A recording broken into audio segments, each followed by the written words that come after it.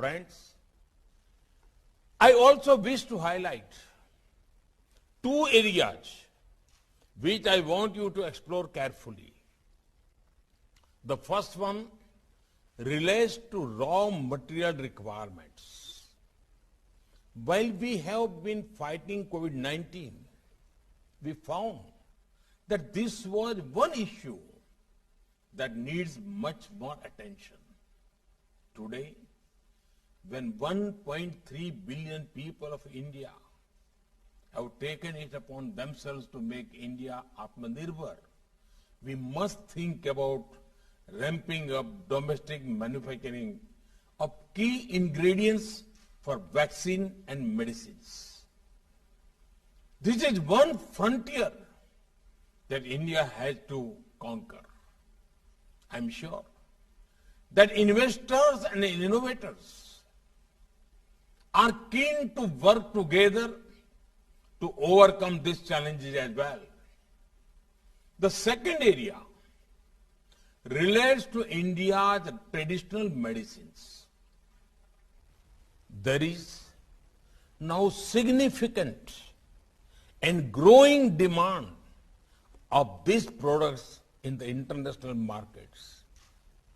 This can be seen through the sharp rise in export of these products in the recent years.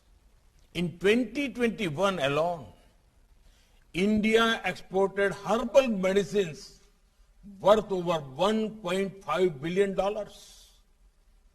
The WHO is also working to set up its global center for traditional medicines in India.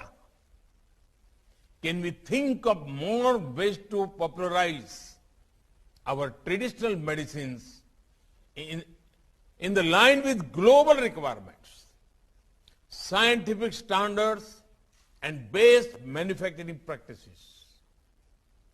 Friends, I invite you all, ideate in India, innovate in India, make in India, and make for the world.